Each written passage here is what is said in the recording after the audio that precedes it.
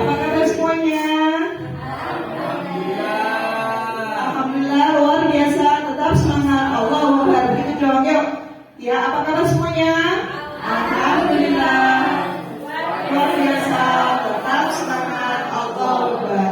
Meskipun susah-susah, tetap semangat sampai seperti itu. Tidak apa-apa. Berarti, iya, menikmati. Iya, harusnya. Iya, baik. Baik, puji syukur kehadirat Allah SWT yang telah mempertemukan kita pada kegiatan penindasan budaya positif CGP Angkatan 11 atas nama Ustazah Budi Astuti dari SMPIT Nurul Islam kita yang tercinta. Beliau akan memaparkan tentang 5 kebutuhan dasar manusia.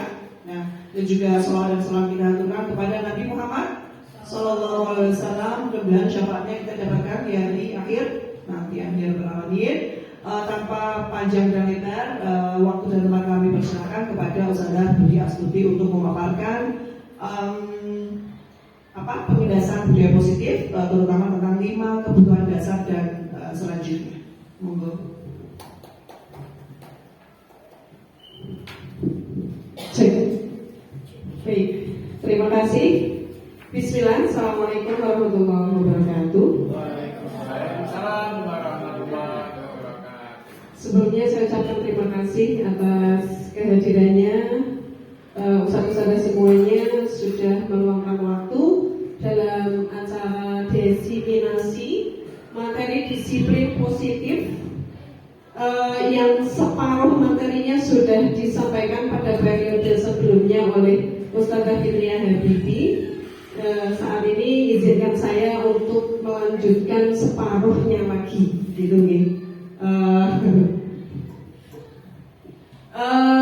Saya awali dengan motivasi. Mungkin panjenengan semuanya kan semuanya belum pernah ikut CGP nih. Mungkin bertanya-tanya ngapain sih ikut CGP gitu. Capek nggak gitu.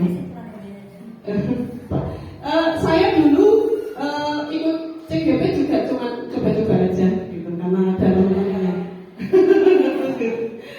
Karena ada temennya ikut, tapi setelah saya mengikuti ternyata ilmunya luar biasa. Capeknya luar biasa memang, tapi sebanding dengan ilmu dan pengalaman yang diperoleh.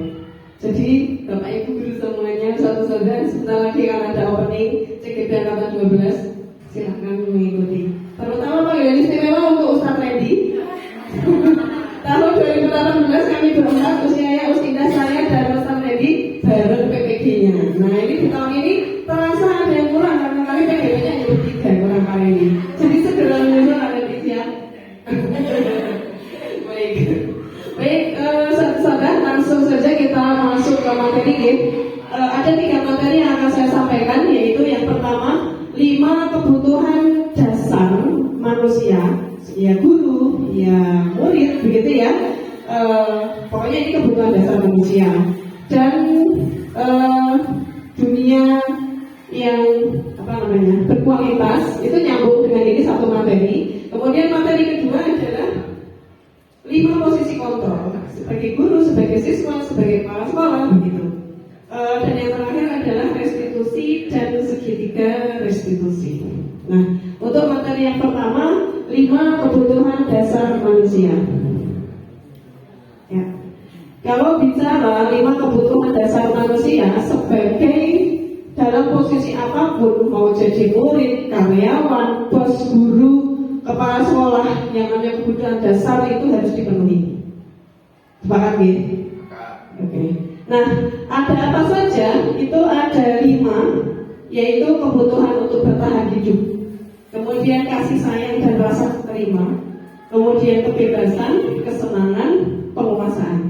Nah, dalam konteksnya kita sebagai guru, kalau kita mendapati anak didik kita yang melanggar peraturan, biasanya salah satu dari kebutuhan dasar ini tidak terpenuhi. Ya, mari kita bahas. Ya,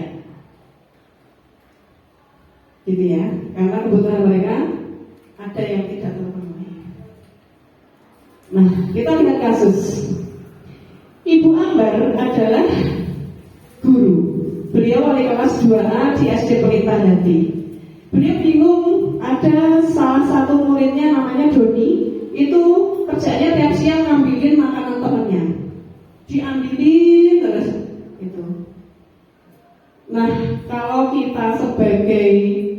lambat, apa yang dilakukan, apa yang harusnya dilakukan. Kira-kira alasan Doni itu apa ya melakukan itu? Lapan mungkin ya, oke. Mari kita lihat. Nah, kalau kita sebagai ibu hamba seharusnya kita tanyakan, kenapa Doni? Kenapa kamu suka ngambil makanan temanmu? Kalau ternyata jawabannya iya lapar, maka kebutuhan yang tidak terpenuhi oleh Doni adalah kebutuhan bertahan hidup, gitu. Nah, jadi kebutuhan bertahan hidup itu ada dua, biologis dan fisiologis. Kalau kebutuhan biologis itu kita biasanya ingatnya sama papan PKK, ya, yang ada di dekat gapura biasanya 10 kebutuhan pokok PKK. 1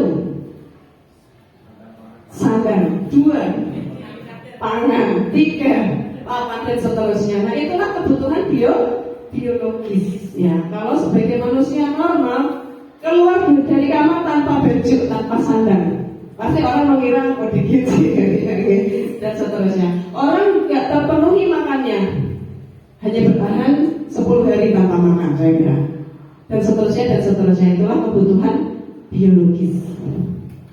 Next, kebutuhan psikologis. Salah satunya adalah kebutuhan untuk merasa aman. Itulah kebutuhan psikologis, gitu.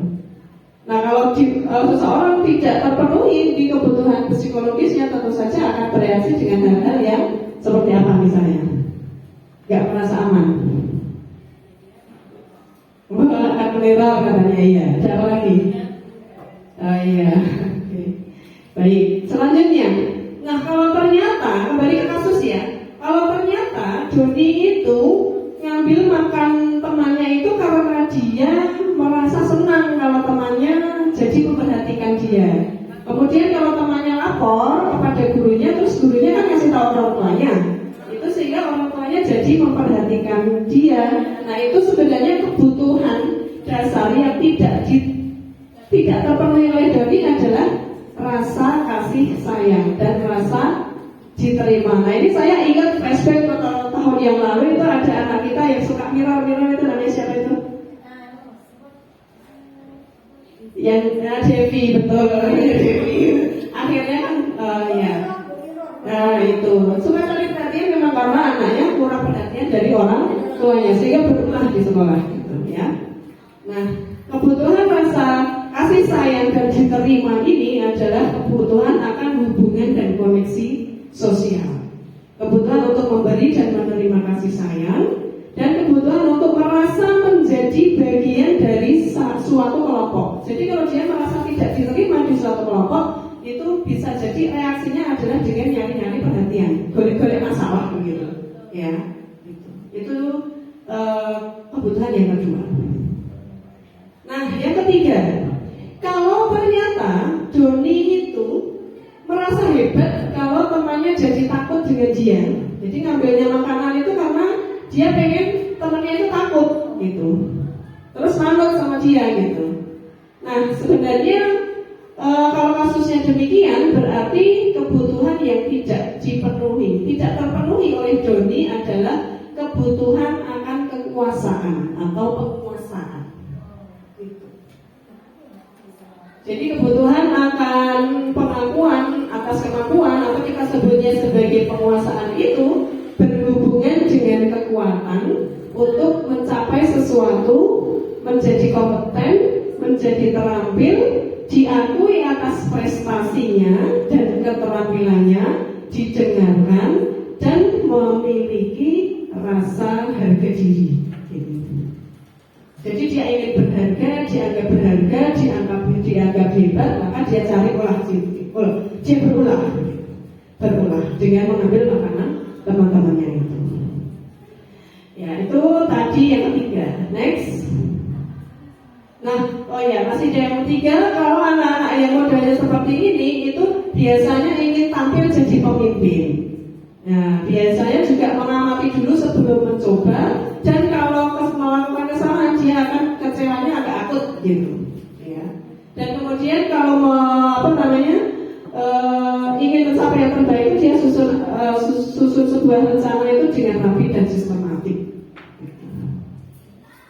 Nah, kalau ternyata kembali ke kasus, kalau ternyata Joni itu ngambilin makan temennya karena dia bosan dengan bekal makanan yang dibawakan ibunya dari rumah, itu berarti kebutuhan dasar yang tidak terpenuhi adalah kebebasan. Jadi dia sebenarnya pengen pilih menu, tapi orang tuanya ngasihnya bekalnya yang itu aja, gitu. Dia nggak bebas pilih, dikasihnya itu aja. Makanya dia ngambilin bekal temannya. Iya, itu kebutuhan yang keempat, kebebasan. Kebutuhan akan pilihan. Kebutuhan untuk bebas adalah kebutuhan akan kemandirian, otonomi, memiliki pilihan, dan mampu mengendalikan arah hidup seseorang. Anak-anak dengan kebutuhan kebebasan yang tinggi menginginkan pilihan, mereka perlu banyak bergerak, suka mencoba-coba, dan tidak terlalu terpengaruh orang lain dengan senang mencoba hal yang baru dan menarik. Ya, itu tadi yang keempat. Next, kita kembali ke kasus. Kalau ternyata Joni mengambil makanan temannya itu karena iseng aja, ada nggak kayak gini? Iseng, cuma iseng gitu. Nyatanya realitanya ada kan ya di sekeliling kita ya. Gitu. Kemudian dia menikmati ekspresi wajah teman-temannya yang kesel karena diambil makanannya. Maka kebutuhan dasar yang belum terpenuhi oleh Joni itu adalah kesenangan. Seneng dia lihat temannya jengkel gitu, seneng gitu. Jadi dia ya usir terus gitu, nyari masalah terus gitu ya. Ini adalah kebutuhan akan kesenangan ya. Kebutuhan untuk merasa senang. Jadi kebutuhan akan kesenangan itu adalah kebutuhan untuk mencari kesenangan, bermain, dan tertawa. Coba bayangkan kalau hidup tanpa kenikmatan apapun, menyedihkan pasti. Nah, Glaser menghubungkan kebutuhan akan kesenangan itu dengan belajar. Baiknya kita belajar itu, anak-anak belajar itu dengan suasana yang menyenangkan, menikmati begitu. Semua hewan dengan tingkat intelijensi tinggi seperti anjing, lumba-lumba, primata itu semuanya bermain. Saat mereka bermain, mereka mempelajari keterampilan hidup yang penting. Nah, manusia tidak berbeda dengan mereka, ya, lebih tinggi intelijensinya. Jadi dengan saat bermain itu ada keterampilan hidup yang penting yang perlu dipelajari. Nah, anak-anak dengan kebutuhan dasar kesenangan yang tinggi biasanya ingin menikmati apa yang dilakukan. Mereka juga konsentrasi tinggi saat mengerjakan hal-hal yang disenangi. Benar nggak? Kalau belajar itu dengan kondisi tertekan, apakah masuk? Enggak akan. Malah isinya cemas dan cemas gitu. Mereka suka permainan, suka mengoleksi barang, suka bergurau, suka melucu juga menggemaskan. Bahkan saat mereka bertingkah laku buruk, mereka pun masih terlihat lucu. Ya, apakah kita semua pernah menjadi seperti Joni? Adakah yang pernah? Oh, pernah pasti ya. Ya, Mas Betty mungkin pernah ngusirin Mas Betty. Karena senang lihat Mas Betty cemberut. Saya suka membantu menjelaskan di depan orang. Oh gitu. Saya pernah. Kenapa? Ngusirin siapa? Oh, dulu pas sekolah ngusirin, ya ngusirin. Oh enggak. Iya. Oh, hobi ya, hobi. Kalau hobi berarti itu kebutuhan apa itu tadi? Diusirin temennya. Oh, dan tadi.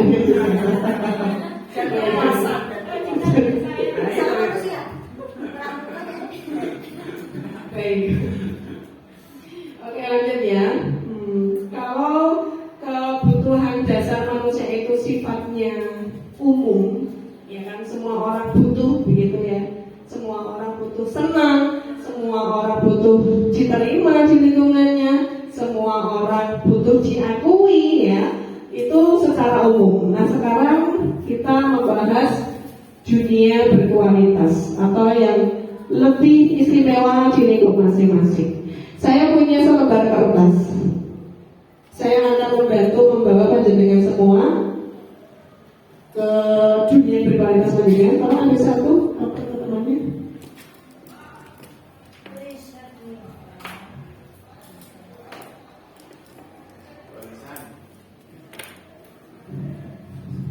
Ambil satu, sudah. Oh iya. Oke, dipegang dulu kertasnya, jangan diapa-apain dulu ya. Oke. Dunia berkualitas adalah tempat khusus di dalam pikiran saya, Anda, gitu. Tempat Anda menyimpan gambaran, representasi dari semua yang Anda inginkan. Bisa berisi orang-orang, hal-hal, dan apa saja yang terbaik dalam hidup Anda, dan membuat Anda merasa bahagia dan terpenuhi kebutuhan dasar Anda. Kebutuhan dasarnya gitu. Menurut Dr. William Glasser, semacam album foto gitu. Jadi isinya tuh gak banyak, tapi sesuatu sedikit, beberapa hal sangat signifikan dan benar-benar terbaik dalam hidup Anda, yang membuat hidup Anda menjadi lebih bermakna. Tentu saja satu dan orang yang lainnya pasti akan berbeda ya kan. Nah, nanti akan saya bawa material semua ke dunia berkualitas Anda. Nah, kebutuhan dasar yang tadi kita bahas itu kan lebih bersifat umum dan universal. Kalau dunia berkualitas ini lebih unik dan personal. Setiap orang beda-beda. Nah, orang, tempat, benda, nilai-nilai dan kepercayaan yang penting bagi Anda akan termasuk di dalamnya. Untuk masuk ke dunia berkualitas, syaratnya adalah sesuatu itu harus terasa sangat baik dan memenuhi setidaknya satu atau lebih kebutuhan dasar. Nah, dalam menentukan segala sesuatu yang masuk dalam dunia berkualitas, tidak perlu kita terlalu mempertimbangkan standar masyarakat tentang apa saja yang penting dan yang tidak. Gambaran dunia berkualitas adalah unik, spesifik untuk setiap orang. Jika Anda bisa hidup di dunia berkualitas Anda, hidup akan sempurna buat Anda. Tapi sayangnya kita tidak bisa berlama-lama di sana. Nah, sekarang di kertas yang sudah saya berikan, silakan buat lingkaran besar seperti itu. Lingkaran besar.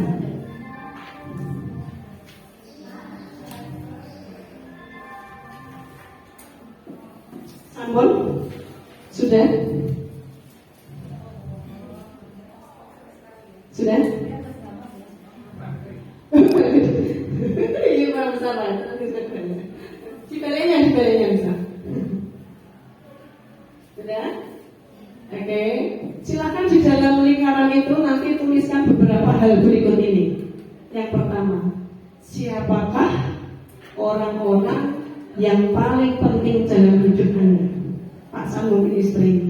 Orang-orang ya. Pak Mario mungkin. Pak Remi mungkin. Boleh orang-orang, boleh lebih dari satu. Ya, boleh lebih dari satu.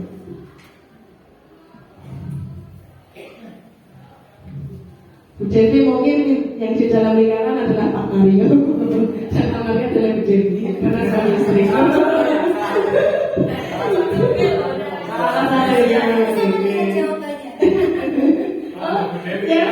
Saya intikan semoga Bu Devi tulisannya, saya terus yang lain.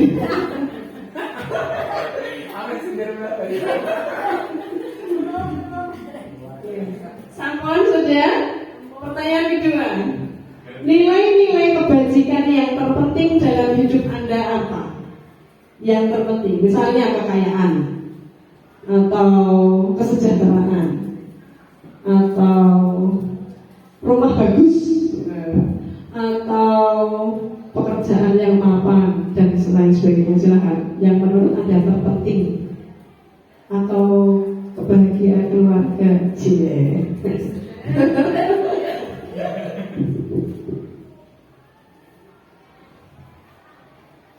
Diundang ternyata suruh mikir ya.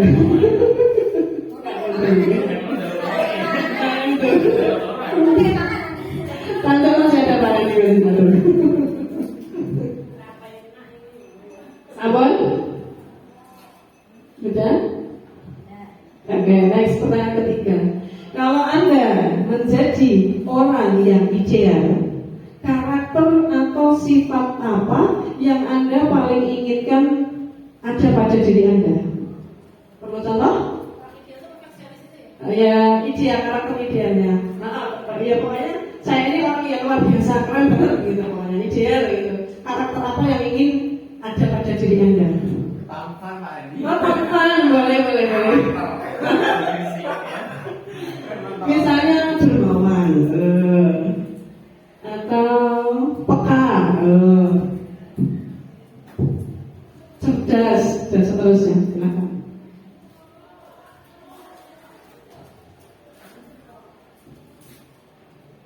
Sudah? Belum ini. Sama-sama aja, enggak apa-apa. Oh iya. Sudah ya? Next ya. Oke. Pertanyaan keempat. Apa pencapaian Anda yang Anda sangat banggakan saat ini? Apa?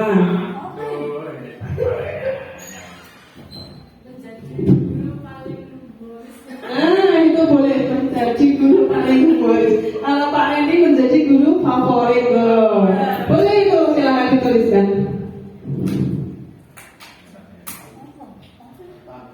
Menjadi istri solihah, bisa nggak? Iya nggak? Orang yang sombong itu tapi ya Pak. Bagian dari hidup Pak. Nah, itu satu yang bisa ditulis. Kita keluarkan semua.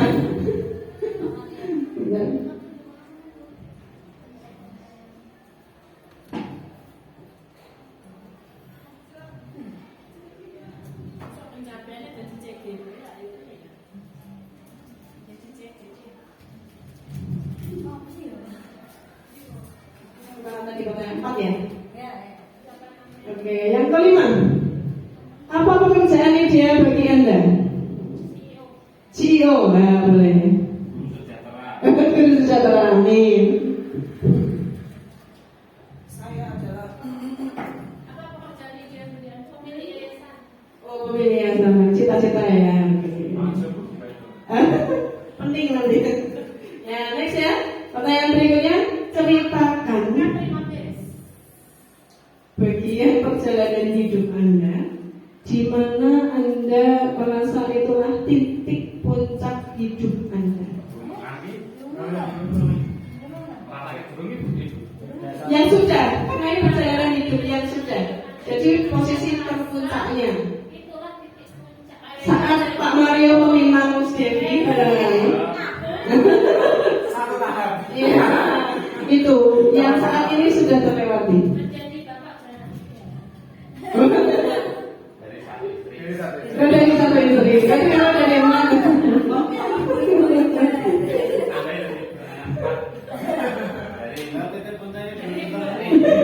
Oh, yang berarti posisi tertinggi saat ini, posisi tertinggi yang pernah dilewati. Apa ya Pak?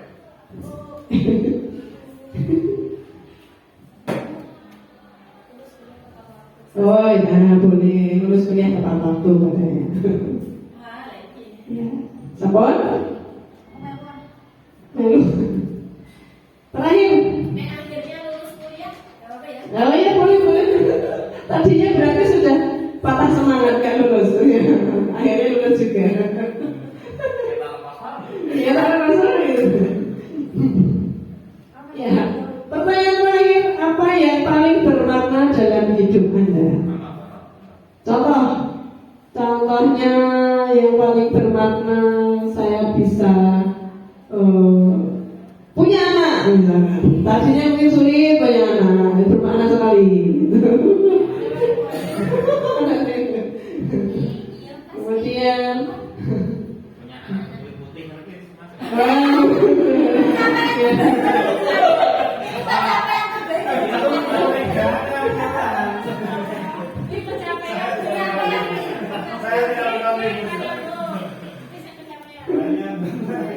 Pokoknya sesuatu yang bermakna. Iya. Bermakna. Bisa sekolah di SMP itu nulis doang, bisa jadi guru di SMP itu nulis lama, itu bermakna nggak? Itu lingkaran dunia berkualitas. Sudah ya? Nah, oke. Bagian yang istimewa. Nah, itu tadi adalah gambaran dunia berkualitasnya apa dengan semuanya.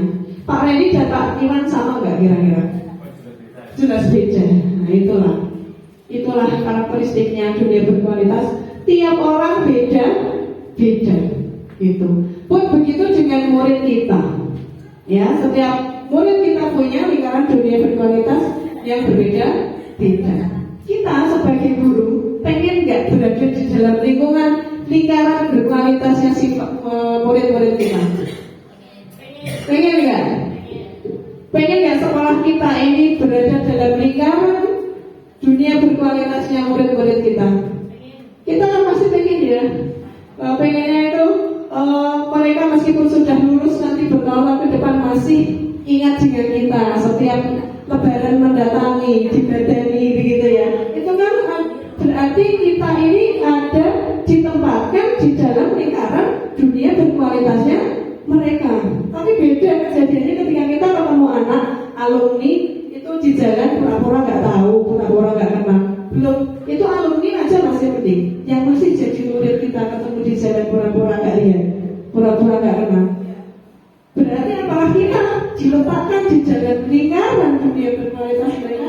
Tidak kan? Oh, Masya Allah. Tidak diganteng ya. Begitu ya. Maka itu menjadi sesuatu yang tantangan buat kita supaya kita ini bisa masuk ke dalam lingkaran dunia berkualitasnya anak didik kita. Begitu nggih? Masuk nggih poinnya nggih? Masuk. Oke. Gitu. Nah, mari kita pikirkan bagaimana kira-kira murid-murid kita dan guru-guru di sekolah kita selama ini, apakah sudah meletakkan sekolah dan pengalaman mereka di sekolah sehubungan dunia berkualitas, apakah di dalamnya atau di luarnya? Ya, kita refleksi, gitu ya. Harapannya kita bisa masuk ke dalam lingkaran dunia berkualitas yang anak, gitu. Begitu satu saja sampai sini dulu. Ada yang mau ditanyakan? Ada? Tidak ada? Baik, kalau tidak ada kita gimana? Mau tanya? Oh enggak, oke. Kita oh ya, oke. Ya, semoga bisa masuk ya tadi ya. Kita masuk ke materi lanjutannya. Yang kedua yaitu 5 posisi kontrol. Ini dikembangkan oleh Dr. William Glasser ya. Ya, kita baca dulu suatu kasus. Tisa dan Hana dipanggil masuk ke ruangan Ibu Dewi, kepala sekolah SMA Makmur. Ibu Dewi baru saja mendapatkan pengaduan dari Ibunda Tisa bahwa Hana menggunakan kata-kata kasar dan merendah-rendahkan Tisa di media sosial. Ini loh, betul. Enggak, ini enggak real. Enggak real. Oh, kebetulan gitu hanya kebetulan kesalahan. Kemudian kasus kedua, Anto jarang sekali hadir di pembelajaran jarak jauh, dan pada saat hadir pun Anto hanya seringkali menggunakan kata-kata kasar di kolom chat mengejek teman-temannya. Hal ini sudah sangat mengganggu dan beberapa orang tua murid yang mengikuti pembelajaran daring mengeluhkan tentang perilaku Anto di pembelajaran jarak jauh. Nah, ini adalah kasus-kasus realistik ya, kasus-kasus realistik yang sering muncul ada di sekeliling kita. Mari kita bahas materinya. Kira-kira bagaimana ya kita sebagai guru dalam menghadapi Tisa, Hana, kemudian Anto, begitu ya. Nah, bawa HP nggak Bapak Ibu? Satu-satu ya. Saya ada kuis sedikit perintah saya gitu ya. Silakan di scan bapaknya itu. Maaf, scan dulu. Bisa? Perlu diperbesar? Oke.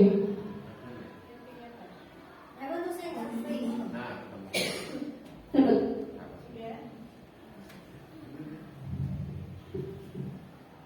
Hanya 4 pertanyaan saja. Sorry, but this sentence is no longer active.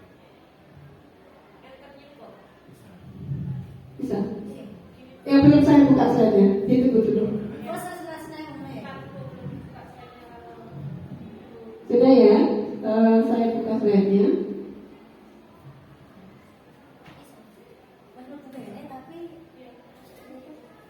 Sorry, but this sentence is no. Oh ya. Aman? Bisa connect? Oh enggak bisa. Oh kodenya coba masukkan 39299502 di atas pojok atas ini. 3929. Oh. Ya dengar. Bisa diulangi yang tadi sekalinya saja. Pakai kode bisa nggak? Mentimeter. Sudah masuk? Ah ya, oke. Masuk. Bisa nggak? 39 sekiannya. Oke.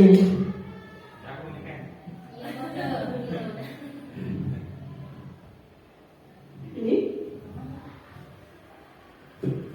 usianya kalau diambil foto beberapa. Ya.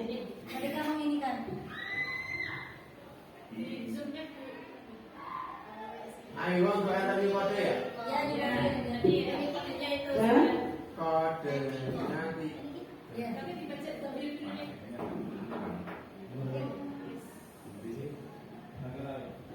Kodenya kayak gini. Kodenya oke. Nah. Ya, ini maksudnya. Oh, udah kayak menjawab satu ini. Pembuat merasa bersalah. 96 atau 95 itu? Oh, 9602. 5 39299502. Oke, pertanyaan pertama. Sama berhasil susah masuk ya. Saya kecewa sekali dengan kamu. Kira-kira itu menunjukkan posisi kontrol apa? Penghukum, pembuat merasa bersalah, teman, atau manajer? Nah, ada 2, pembuat merasa bersalah. 3, ini 11 orang. Oh enggak, oke 10 berarti. 4. Wah, itu betul semua ya, pembuat merasa bersalah ya. Karena udah ada jawab satu jadi ikut-ikutan. 6, 7, belum? 4 orang lagi. Kak Ida masuk? Enggak, oke 9 berarti. Mbak masuk enggak? Masuk ya 9. 2 orang lagi? Enggak bisa? Oke, udah 7 ya. Ya, saya kecewa sekali dengan kamu, menunjukkan posisi kontrol pembuat merasa bersalah. Mari kita lihat jawabannya. Enggak bisa apa ini? Oh, enggak bisa. Enter. Ya, ternyata benar ya jawabannya pembuat merasa bersalah. Tepuk tangan dong, wah ini keren-keren yang keren-keren terus. Pintar semua. Next, pertanyaan kedua. Silakan dilihat di layar HP-nya. Ibu kejar aku karena ibu guru sayang aku. Kebutuhan apa ini yang diinginkan oleh si murid? Kebebasan, cinta dan kasih sayang, penguasaan, atau kesenangan? 3 orang. Ya. Masih ditunggu. 5. Wah, mantap ini.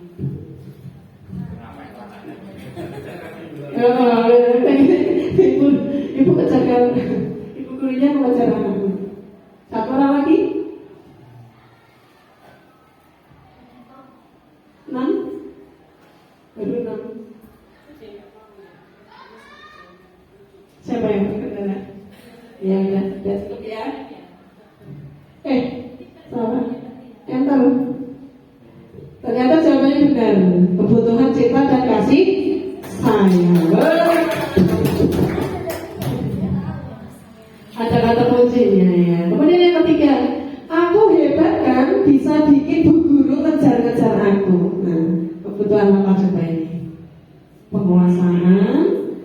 dan kasih sayang, kebebasan, kesenangan. Nah ini mulai berbeda pendapat nih. Ada yang berpendapat kesenangan, ada yang berpendapat penguasaan. Ini kalau enter yang mana ya? Ini. Satu ya boleh. Oh ya satu ini ada Pak San. Oke. Pak. Oh gitu ya, Bapak San nggak bisa masuk tapi pendapatnya penguasaan boleh. 5, satu lagi. Bingung? Bumi bingung? Sudah? Oke. Mari kita lihat jawabannya. Ya, ternyata jawabannya mengatakan untuk Pak San dan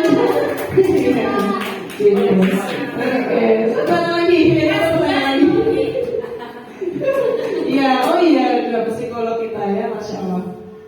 Yang terakhir, aku bosan belajar mewarnai terus di dalam kelas. Kebutuhan apa ini? Kesenangan, penguasaan, cinta dan kasih sayang atau kebebasan. Nah ini ada dua kubu lagi, kubu kesenangan dan kubu kebebasan. Iya, Pak Sam kebebasan, oke. Baru satu lagi siapa yang kebebasan? Oh, psikolog pintar-pintar ya. Kita lihat jawabannya. Ya, jawabannya adalah kebebasan. Oke. Baik, mari. Pelitesnya itu tadi luar biasa jawabannya Madraya semuanya. Ya, kita lanjutkan ke materinya tentang 5 posisi kontrol. Ya. Nah, ya kita masuk materinya. Ya. Jadi posisi kontrol itu adalah proses seorang pendidik agar dapat mengenali dirinya. Di Diane Gosset itu dalam bukunya Restructuring School Discipline yang diterbitkan tahun 1998 mengemukakan bahwa guru perlu meninjau kembali penerapan disiplin di dalam ruang-ruang kelas mereka selama ini. Apakah telah efektif? Apakah telah berpusat pada siswa, memerdekakan mereka, dan sudah memandirikan murid? Bagaimana dan mengapa? 5 posisi kontrol ada 5. Oh ya 5 ya pasti 5 ya. Posisi kontrol itu ada 5. Yang pertama sebagai penghukum, yang kedua sebagai pembuat rasa bersalah, yang ketiga sebagai teman, yang keempat sebagai pemantau, dan yang kelima sebagai manajer. Ini nanti akan ada kaitannya dengan pertanyaannya Ustaz Mario pada sesi usia tadi ya, tentang guru sebagai teman, begitu ya. Ya, mari kita saksikan satu cuplikan video berikut.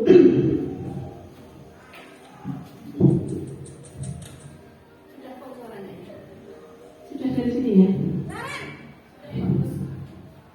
Sini kamu.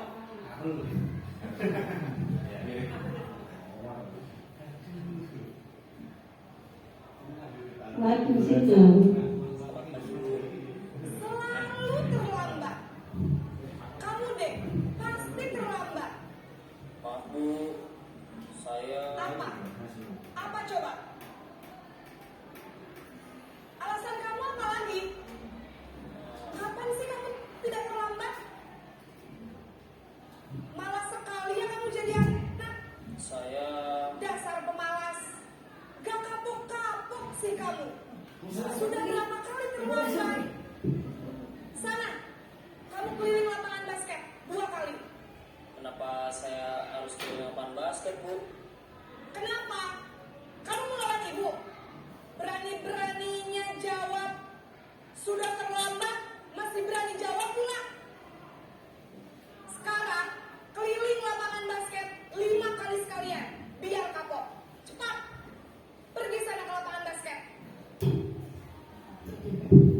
Posisi penghukum biasanya berbicara dengan nada tinggi, menghardik, menunjuk-nunjuk, menyakiti, dan menyindir. Hukuman bisa berupa fisik maupun psikis. ibu dan bapak guru hebat. Dampak yang terjadi pada murid ketika guru berada pada posisi penghukum adalah murid cenderung akan memberontak, bahkan memandang.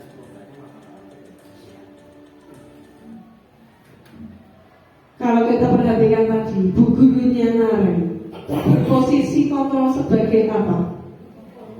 Penghukum. Jelas sekali ya, penghukum. Ada nggak di dunia ini bu guru yang begitu?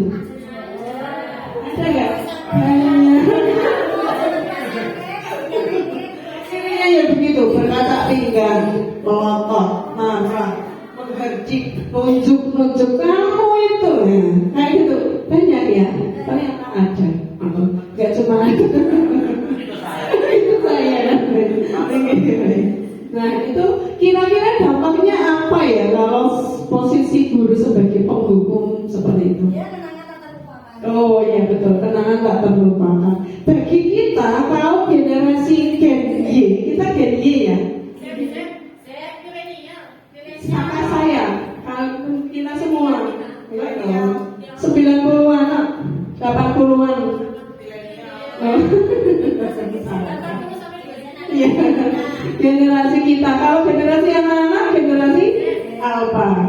Oh, Z. Strawberry ya. Oke, generasinya kita di Babit. Pernah sama Babit apa sih? Dilempar penghapus itu ya biasa aja gitu ya.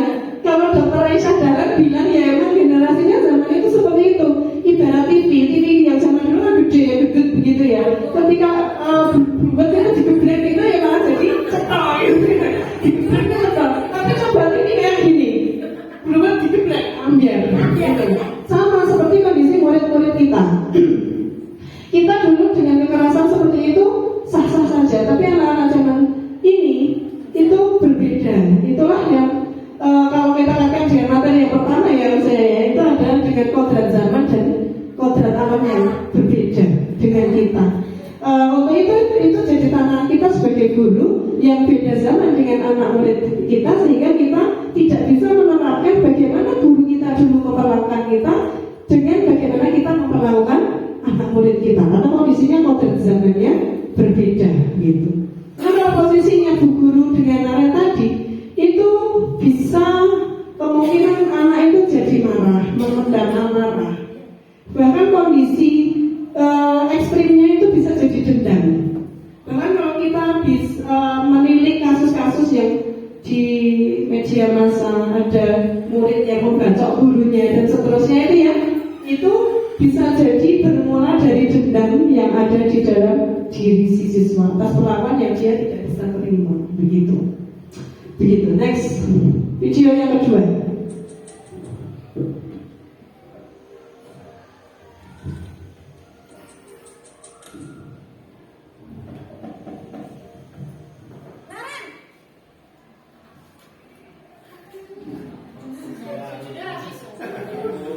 Naren, kamu kenapa terlambat lagi? Nah, ya Tuhan Naren, kamu senang ya? Nah, dari kalimat ini sudah bisa kita nilai.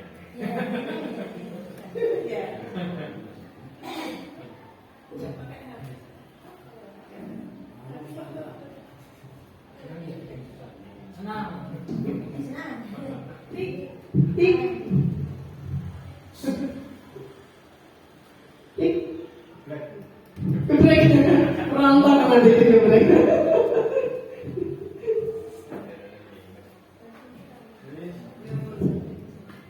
Ganti Bibi. Naren. Enggak, ini nggak apa-apa yang Bibi jadi tadi. Bulannya hijau Pak. Hijau nih.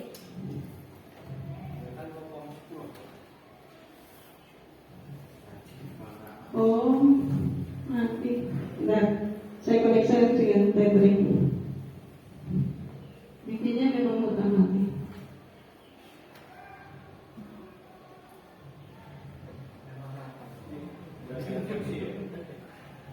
Alhamdulillah.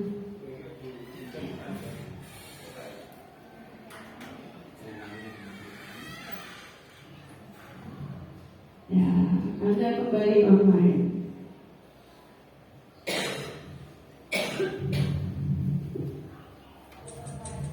Kita ulangi ya videonya. Naren.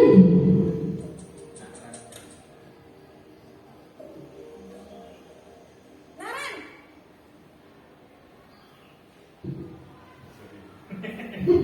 Aduh, gitu deh. Aduh. kamu kenapa terlambat lagi, nak? Ya Tuhan, Naren.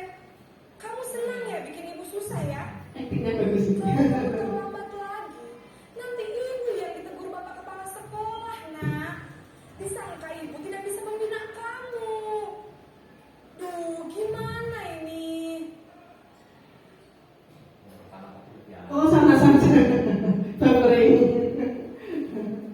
Ya, tapi udah kelihatan kalimatnya ya. Kalimatnya kelihatan. Kira-kira, ini lanjut lagi. Kalimatnya sini. Naren. Sebut kabeh. Ya betul. Gusti Naren. Ini kira-kira posisi kontrol gurunya sebagai apa ini? Dia tadi beliau takut kalau ditegur kepala sekolah. Berarti kira-kira apa? Membuat merasa bersalah. Kira-kira dampaknya apa?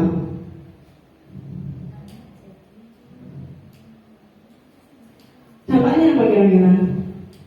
Ciri-cirinya tuh kalau membuat ada kesalahan, nadanya suaranya itu halus, sedih, malas gitu.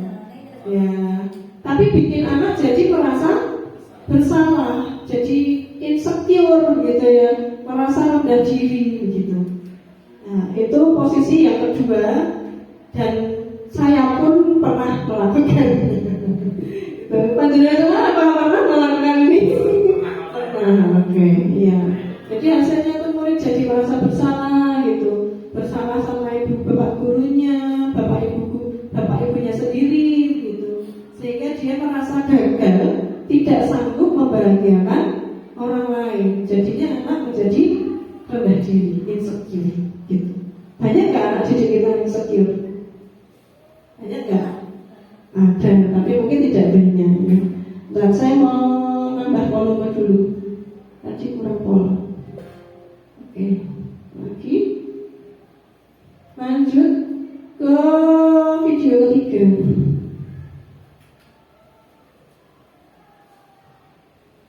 Sinyal, jeng. Ternyata tidak berbeda dengan wifi.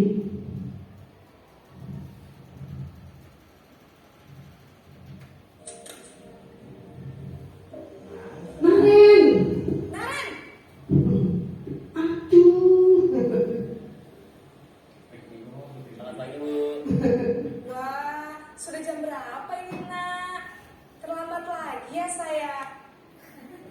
Ada kata sayang buat anaknya, buat murid. Saya belum membangunkan saya, Bu. Kalau anak TK sayang ya biasanya SMA ya kan. Kamu bukannya anak yang larinya paling kencang. Kok terlambat sih? Iya, Bu. Saya memang terlambat bangun tadi. Jadi, biarpun saya lari kencang, tetap gak kekejar, Bu. Ya sudah sana. Nanti lain kali larinya lebih kencang lagi ya. Biar gak terlambat lagi. Bikin seneng ibu. Demi ibu. Bisa kan? Bisa lah, Bu. Sudah apa sama kamu?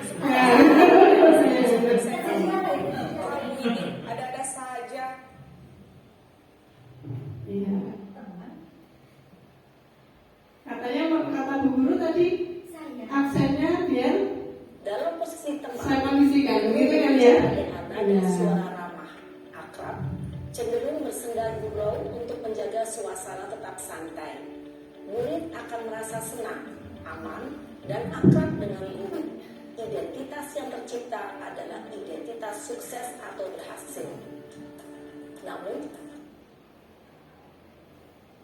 perlu diingat, karena ini masih dorongan eksternal, maka ada faktor Ya, faktor ketergantungan ini yang menonjol pada posisi teman, faktor ketergantungan. Jadi kalau pada video 1 dan 2 tadi faktornya jelas eksternal ya, menghukum, dan tadi membuat rasa bersalah. Itu identitasnya gagal semua. Anak-anak punya identitas yang gagal. Kalau yang di posisi teman, anak-anak sudah mulai identitas berhasil. Namun sayangnya ada kekurangannya karena anak atau murid akan jadi bergantung. Kalau sama Us Budi boleh kok, jebakan gini boleh. Kalau sama Us Wida aku pasti dimarahin, tapi kalau sama Us ini enggak, kan Us ini baik kayak gitu. Akhirnya anak jadi ketergantungan pada orang-orang tertentu begitu. Next ya. Nah itulah kekurangannya posisi kontrol sebagai teman. Hasilnya murid akan merasa senang, akrab dengan guru. Ini termasuk dampak positifnya. Yang negatifnya seperti yang tadi saya sampaikan, menjadi ketergantungan pada guru tertentu. Kalau Naren ya dengan gurunya yang tadi manggil dengan kata sayang tadi. Karena absennya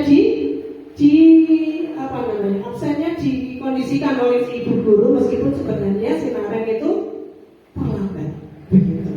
Ya, jadi tetap ada minusnya sebagai teman. Kita lihat video yang keempat, buffering lagi. Naren.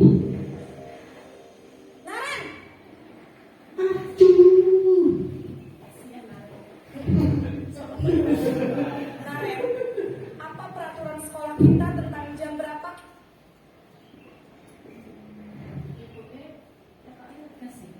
Ya itu sedikit sekali.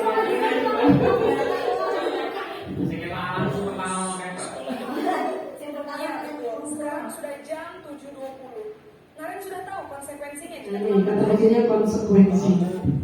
Saya harus tinggal kelas pas jam istirahat selama 20 menit.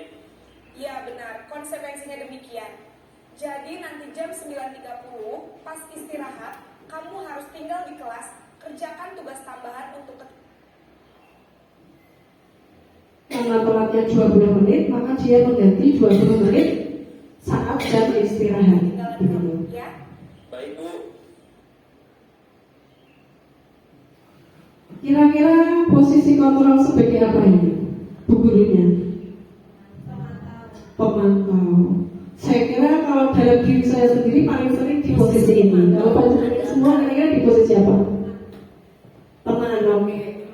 Psikolog ya, guru BK sebagai teman, oke, karena yang dihadapi anak-anak usia apa tadi transisi antara anak-anak ke dewasa, ya. Di posisi pemantau ini, ya benar ini di posisi pemantau. Gimana? Oh ya, nanti banyak sekali ya. Di posisi pemantau itu pada saat kita mengawasi, kita bertanggung jawab atas perilaku orang-orang yang diawasi. Kalau kata Ustazah yang tadi, ketika anak dapat konsekuensi membaca Quran di bawah tiang bendera, itu perlu pengawasan. Jadi tetap ada kelemahannya juga, guru tetap harus mengawasi. Seperti ketika Naren tadi 20 menit di kelas kan tetap harus kita awasi, gitu ya, supaya itu dia benar-benar melaksanakan konsekuensinya itu, begitu. Inilah posisi sebagai pemantau, begitu. Nah, bagaimana perasaan murid kalau diperlakukan seperti Naren tadi? Hasilnya adalah murid memahami konsekuensi yang harus dijalankan karena telah melanggar salah satu peraturan sekolah. Guru tidak menunjukkan emosi yang berlebihan, tidak marah, juga tidak membuat murid merasa bersalah. Murid tetap dibuat tidak nyaman. Kenapa tidak nyaman? Karena harus tinggal kelas pada waktu jam istirahat dan mengerjakan tugasnya atas keterlambatan yang tadi.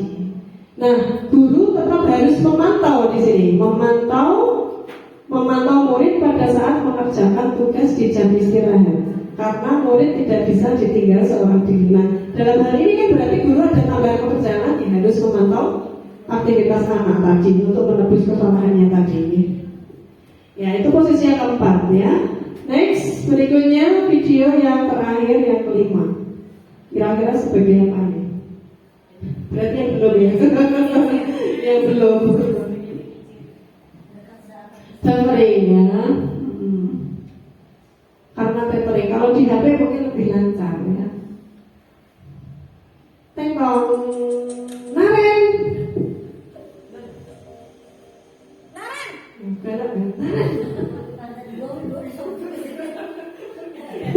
Terus jadi begitu ya.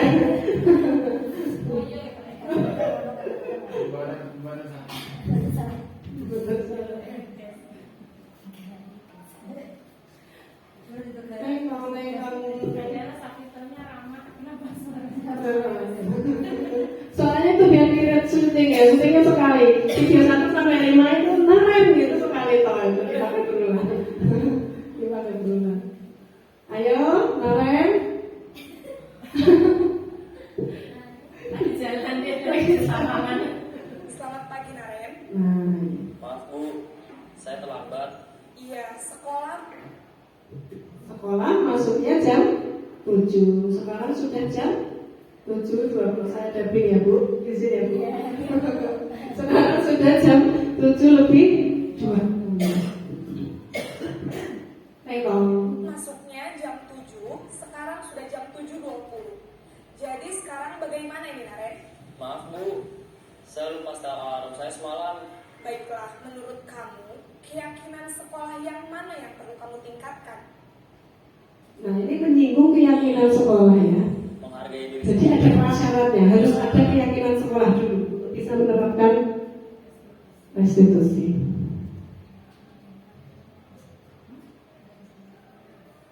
Di sini yang disinggung kemarin adalah menghargai diri sendiri dan orang lain. Nah, betul kata saya tadi, saat yang tepat untuk menyusun keyakinan sekolah adalah saat TPRS, saat start anak-anak mulai di sini. Gitu. Nanti akan saya berikan contoh bagaimana membawa kesepakatan kelas menjadi keyakinan kelas, dan itu bisa dikembangkan menjadi keyakinan sekolah dengan mengangkat dari peraturan sekolah. Gitu. Peraturan sekolah yang dibawa ke keyakinan sekolah. Begitu. Namun pelaksananya tetap berdampingan antara peraturan dan keyakinan. Ayo Naren, berputar. Naren. Sampai Dia di mana-mana sama di guru. Sudah kelima kalinya.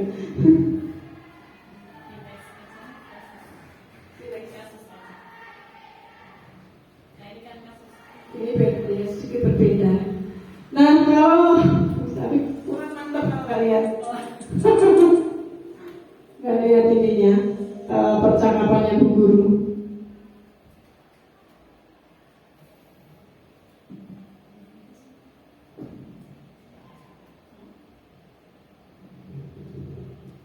Ayo Bu Guru.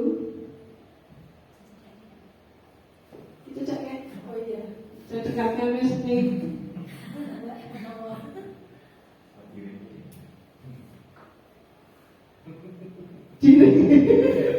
Oh ya, di bola-bola biar matang. Di bola-bola biar matang. Oh, biar gosong. Naren!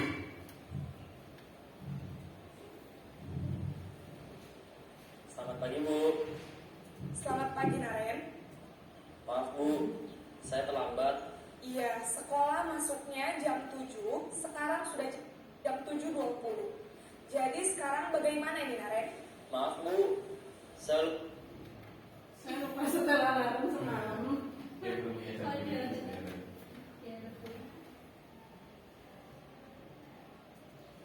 Naren.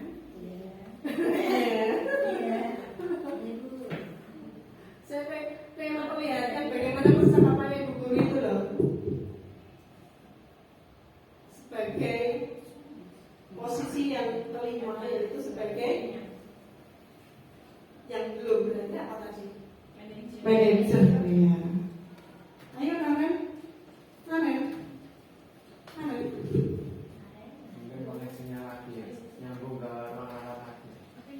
Iya.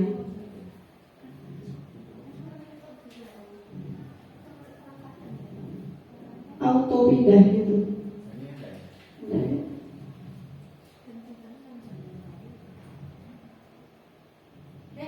Apa pindah ke ruang rapat?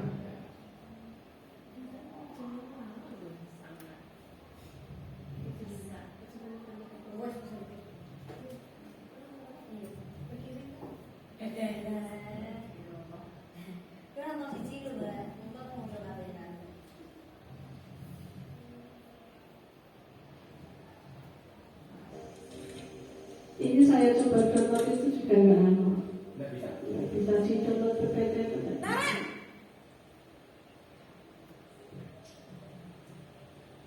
Selamat pagi Bu. selamat pagi Naren. Pak.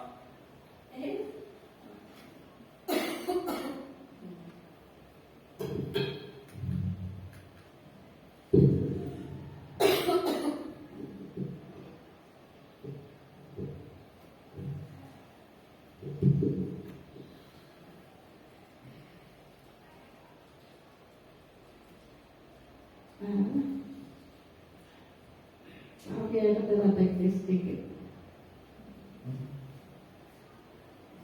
Oke, sudah.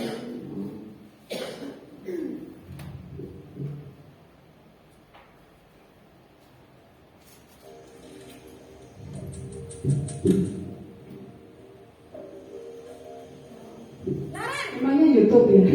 Downloadan ini ya? Downloadan. Selamat Iya, pagi, Bu. downloadan.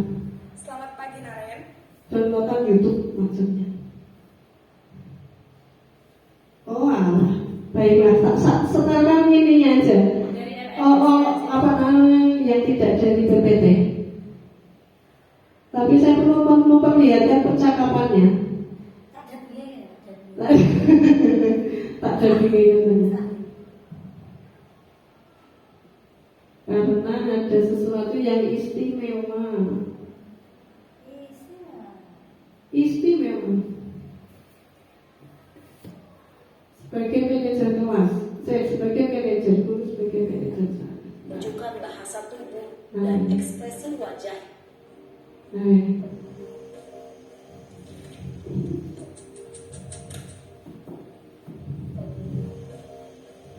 Naren, aduh.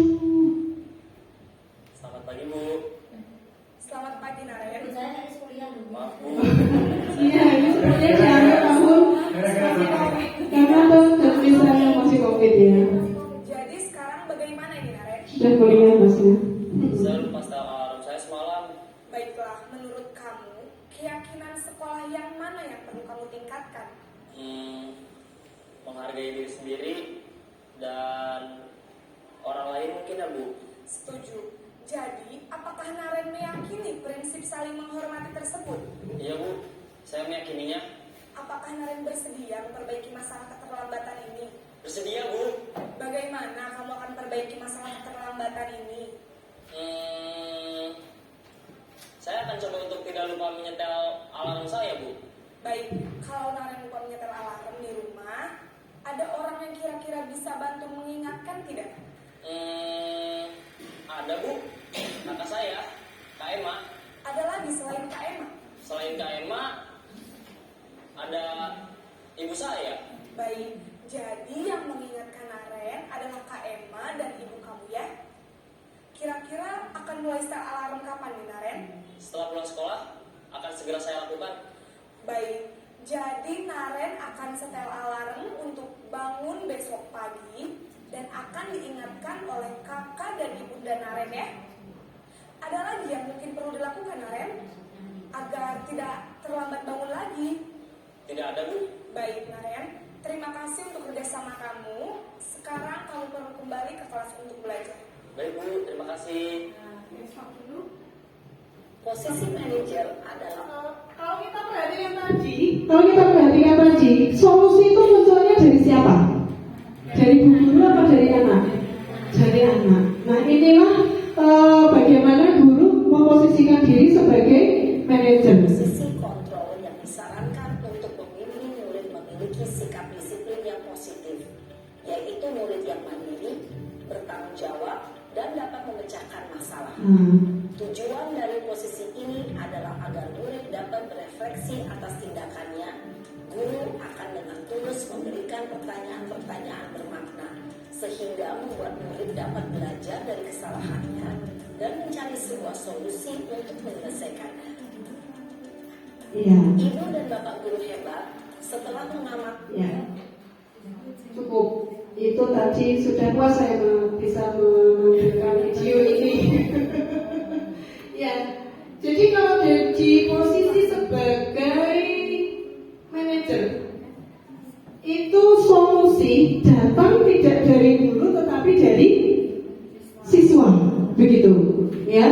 Sehingga tadi kalau kita lihat Karen, antusias tidak mau melaksanakan penyelesaian masalahnya, antusias ya, dengan bahagia akan melaksanakan sesuatu untuk memperbaiki kesalahannya, datang dari hatinya sendiri dan idenya dari dia sendiri. Kira-kira dari 5 posisi kontrol ini yang terbaik yang mana?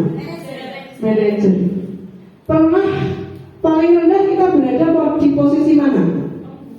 Penghukum. Saya pun begitu, dan itu tidak jarang saya lakukan, saya akui. Sebelum saya belajar 5 posisi kontrol, disiplin positif ini, saya masih sering berada pada posisi penghukum, gitu. Dan itu tidak saya pungkiri. Dan jadi pemantau juga sering. Kemudian jadi pembuat merasa bersalah juga sering. Terutama ketika saya menghadapi anak-anak yang rewel ketika saya jadi wali kelas 7, yang rewel pengen pindah. Sering saya pakai senjatain. Ya, kamu apa gak kasihan pengen pindah? Orang tuamu sudah habis berapa juta untuk menyekolahkan kamu di sini. Itu sering saya lakukan. Tapi dampaknya bagaimana? Ada yang bertahan, tapi juga gak banyak yang tetap pindah, gitu. Akhirnya hasilnya pun tidak maksimal, gitu nih. Itu perasaan murid bagaimana ketika diperlakukan sebagai guru yang memposisikan diri sebagai manajer. Ciri-cirinya apa dulu tadi guru yang memposisikan diri sebagai manajer? Bahasanya bagaimana? Ya profesional gitu ya, enggak terlalu membuat bersalah, tapi juga enggak marah-marah gitu ya, enggak bernada tinggi, enggak lucu-lucu gitu, tapi fokus pada murid gitu ya, fokus bercakap dengan murid, berdiskusi, mencari solusi untuk memperbaiki kesalahan murid gitu ya. Itu nah pada posisi manajer ini guru mengembalikan tanggung jawab pada murid untuk mencari jalan keluar. Jadi ide-ide jalan keluar itu berasal dari murid gitu ya. Ini tadi tentang 5 posisi kontrol. Sebelum saya lanjutkan ke segitiga restitusi, barangkali ada yang mau menanggapi dulu atau memberi masukan, boleh, monggo. Monggo para psikolog kita. Ada? Tidak ada ya? Kalau tidak ada saya lanjutkan di materi yang terakhir, yaitu adalah restitusi dan segitiga restitusi. Pada sesi sebelum saya, pada sesi Ustazah Yaya sudah dijelaskan tentang restitusi. Hari ini akan kita kaitkan dengan segitiga restitusi. Yang pada penerapannya sebagai seorang manajer menyelesaikan masalahnya adalah dengan menggunakan segitiga restitusi, seperti yang tadi diterapkan oleh Bu Guru pada Karen pada video yang terakhir. Nah, segitiga restitusi itu apa? Ya, mari kita bahas dulu restitusi. Mengingat sedikit dengan apa yang tadi disampaikan oleh Ustazah Yaya. Restitusi adalah proses menciptakan kondisi bagi murid untuk memperbaiki kesalahan mereka, sehingga mereka bisa kembali pada kelompok mereka dengan karakter yang lebih kuat. Itu adalah pendapat dari Gosen tahun 2004.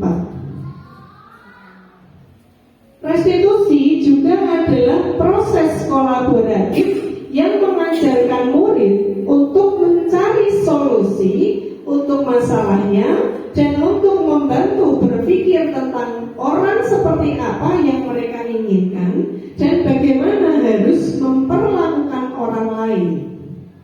Masih dosen tahun 96. Restitusi membantu murid menjadi lebih memiliki tujuan, disiplin positif, dan memulihkan dirinya setelah berbuat salah. Penekanannya bukanlah pada bagaimana berperilaku untuk menyenangkan orang lain dan atau untuk menghindari ketidaknyamanan, namun tujuannya adalah menjadi orang yang menghargai nilai-nilai kebajikan yang mereka percayai. Jadi harapannya penerapan restitusi ini tadi menggeser motivasi ekstrinsik yang sudah dijelaskan oleh Ustazahnya ya pada periode sebelumnya, itu digeser ke motivasi intrinsik gitu ya, motivasi eksternal digeser ke motivasi internal. Jadi adanya anak datang pagi-pagi ke sekolah itu bukan karena ingin mendapat pujian atau bukan karena menghindari hukuman, tapi benar-benar dia ingin menjadi pribadi yang disiplin waktu begitu. Nah, bagaimana ya ketika murid berbuat salah, guru akan menanggapi dengan cara yang memungkinkan murid untuk membuat evaluasi internal tentang apa yang dapat mereka lakukan untuk memperbaiki kesalahan mereka dan mendapatkan kembali harga dirinya. Dalam hal ini, ketika kasusnya yang tadi nunjuk hidup itu siapa namanya? Nah, Iva itu kan terpermalukan. Kalau dalam restitusi itu harga diri anak yang berbuat kesalahan itu terjaga, tidak terpermalukan begitu. Nah, mengapa diberlakukan restitusi? Hakikatnya orang belajar itu adalah ada peluang luar biasa bagi murid untuk bertumbuh ketika mereka melakukan kesalahan. Jadi kesalahan itu bukan akhir dari dunia, tapi dari kesalahan kita belajar begitu. Jadi murid perlu bertanggung jawab atas perilaku yang mereka pilih. Mereka juga dapat memilih untuk belajar dari pengalaman, juga membuat pilihan yang lebih baik di waktu yang akan datang. Artinya ada perbaikan begitu. Nah, ketika guru yang memecahkan masalah perilaku mereka, murid akan kehilangan kesempatan untuk mempelajari keterampilan yang berharga untuk hidup mereka. Oleh karena itu, restitusi ini memberikan penawaran kepada siswa untuk menghadirkan ide-ide pemecahan masalahnya itu dari murid, dari orang yang melakukan kesalahan, begitu, bukan dari guru. Nah, harapannya ketika murid belajar dari kesalahan untuk menjadi lebih baik di masa mendatang, mereka akan mendapatkan pelajaran yang mereka bisa pakai terus-menerus di masa depan untuk menjadi orang yang lebih baik. Kalau kemarin saya melakukan A kok jadi B, itu ternyata kurang baik, maka di masa mendatang saya tidak melakukan A tapi lebih baik dari A supaya hasilnya juga lebih baik lagi. Begitu harapannya. Jadi peristiwa itu dijadikan sebuah pengalaman berharga supaya tidak terulang kesalahan yang sama atau supaya ada perbaikan di masa mendatang. Begitu. Nah, ciri-ciri restitusi ada 10. Yang pertama, restitusi itu bukan untuk menebus kesalahan, namun untuk belajar dari kesalahan. Yang kedua, restitusi itu memperbaiki hubungan. Yang ketiga, restitusi itu adalah tawaran, bukan paksaan. Jadi menawarkan ya. Kalau kamu terlambat jadinya gimana? Siapa tadi namanya? Naren, gitu. Naren kalau kamu terlambat jadinya bagaimana? Begitu. Itu ada tawaran, jadi nggak dipaksa. Bukan sebuah paksaan. Kemudian restitusi itu mencari kebutuhan dasar yang mendasari tindakan. Restitusi diri adalah cara yang paling baik. Kemudian ciri yang keenam, restitusi menuntut untuk melihat ke dalam diri. Yang ketujuh, fokus pada karakter, bukan pada tindakan. Yang ke-8, restitusi itu menguatkan. Yang ke-9, fokus pada solusi, bukan permasalahan. Dan yang ke-10, mengembalikan murid yang berbuat salah pada kelompoknya. Mari kita bahas satu-satu. Ya, yang pertama tadi, restitusi itu bukan menebus kesalahan, tapi belajar dari kesalahan. Nah, ketika murid berbuat salah, guru itu tidak mengarahkan untuk menebus kesalahan seperti dengan bayar denda, kemudian memperbaiki kerugian yang timbul, atau sekedar meminta maaf. Kalau fokusnya ke sana, maka murid yang berbuat salah itu hanya fokus pada tindakan untuk menebus kesalahannya dan menghindari ketidaknyamanan atau sifatnya eksternal atau ekstrinsik tadi, begitu ya. Jadi bukannya untuk memperbaiki diri, tapi malah fokus pada aku lagi ini ya hukumannya kayak gitu ya, yang penting tak jalani gitu aja. Jadi nggak ada motivasi internal dari dirinya untuk memperbaiki diri. Ini seperti yang saya terapkan di kelas 7A sebelum saya membuat keyakinan kelas itu, ketika ngobrol sendiri maka hukumannya adalah push up 10 kali. Ya sudah gitu. Jadi anak-anak ketika pas pelajaran ngobrol sendiri mereka push up 10 kali. Nanti lupa ngobrol lagi, push up lagi 10 kali. Dan itu berulang karena tidak ada motivasi internal dalam diri, sehingga ya yang penting saya menebus kesalahan saya gitu. Kalau saya begini maka begitu, dan itu tidak ada perbaikan karena yaitu tadi nggak ada motivasi intrinsik gitu. Fokusnya pada cara menebus kesalahannya gitu. Nah, pada ciri yang pertama ini biasanya juga muncul perasaan ingin bisa balas dendam. Ini kondisi ekstrimnya begitu ya. Jika orang yang berbuat salah itu tidak rela harus melakukan sesuatu untuk menebus kesalahannya, maka kondisi paling ekstrimnya adalah bisa balas dendam. Gitu. Kalau tindakan yang dijalani itu dipahami sebagai hukuman, maka mungkin mereka berpikir untuk membuat situasinya menjadi impas. Jadi mungkin pernah nggak diantara pendengar semua yang anak didiknya itu berantem, satu nonjok, satu lagi balas nonjok, gitu. Ada nggak? Ya kebetulan kemarin yang saya praktek itu juga kasusnya gitu, saling balas gitu. Nah itu ketika anak nggak punya motivasi intrinsik ya gitu ya, jadi inginnya balas dendam. Kamu nonjok aku dengan kekuatan segitu ya tak balas gitu, biar impas gitu. Ini adalah belum menerapkan restitusi gitu ya. Menebus kesalahan itu nggak salah, tapi biasanya membuat kita menjadi pribadi yang lebih kuat.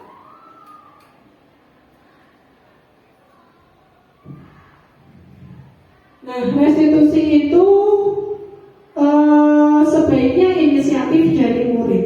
Proses pemulihannya akan terjadi bila ada keinginan dari murid yang berbuat salah untuk melakukan sesuatu yang menunjukkan rasa penyesalannya. Fokusnya tidak hanya pada mengurangi kerugian pada korban, tapi juga bagaimana menjadi orang yang lebih baik dan melakukan hal baik pada orang lain dengan kebaikan yang ada dalam diri kita. Itu ciri yang pertama. Yang kedua, restitusi itu memperbaiki hubungan. Memperbaiki hubungan dan memperkuatnya. Jadi malah memperkuat. Restitusi membantu murid-murid dalam hal ingin menjadi orang seperti apa dan bagaimana mereka ingin diperlakukan. Restitusi itu proses refleksi dan pemulihan. Proses ini menciptakan kondisi yang aman bagi murid untuk menjadi jujur pada diri mereka sendiri dan mengevaluasi dampak dari tindakan mereka pada orang lain. Ketika proses pemulihan dan evaluasi diri telah selesai, mereka bisa mulai berpikir tentang apa yang bisa dilakukan untuk menebus kesalahan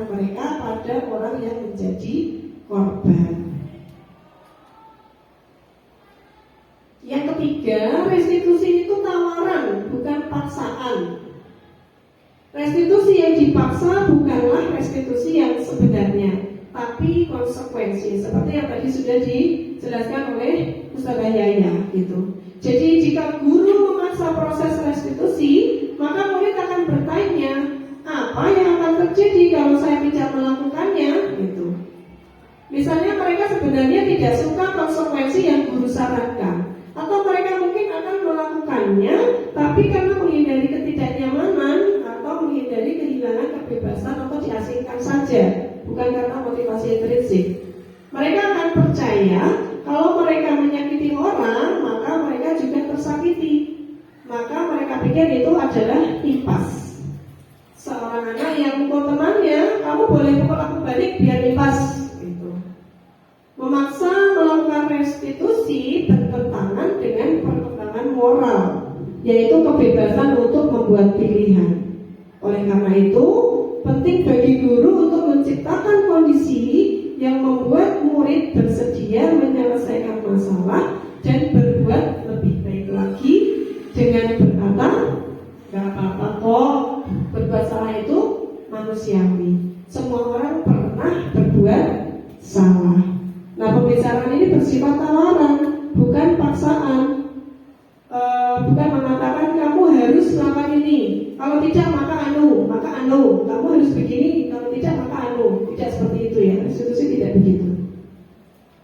Yang keempat, restitusi itu menuntun untuk melihat ke dalam diri.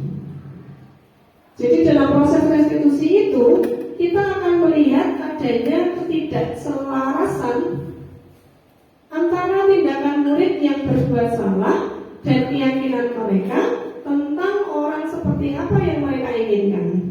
Untuk membimbing proses pemulihan diri, guru bisa bertanya, kamu ini sebenarnya ingin menjadi orang seperti apa? Kamu akan terlihat, terdengar, terasa seperti apa kalau kamu sudah menjadi orang yang seperti itu? Kemudian apa yang kamu percaya tentang bagaimana orang harus memperlakukan orang lain? Bagaimana kamu mau diperlakukan ketika kamu berbuat salah? Apa nilai yang diajarkan di keluargamu tentang hal ini? Apakah kamu memegang nilai ini? Kalau tidak, lalu apa yang kamu percaya? Nah, ketika tidak ingin menciptakan rasa bersalah pada diri anak dengan bertanya seperti itu, pertanyaan itu adalah pertanyaan yang tepat, begitu ya. Kalau guru melihat rasa bersalah di wajah murid, maka guru harus cepat-cepat mengatakan tidak apa-apa kok berbuat salah. Itu dalam untuk menetralkan kondisi supaya tidak terjadi rasa rendah diri pada anak. Next, yang kelima, restitusi itu mencari kebutuhan dasar yang mendasari tindakan. Untuk berpindah dari evaluasi diri ke restitusi diri, penting bagi murid untuk memahami dampak dari tindakannya kepada orang lain. Kalau murid paham bahwa setiap orang memiliki kebutuhan dasar untuk dipenuhi, hal ini akan sangat membantu.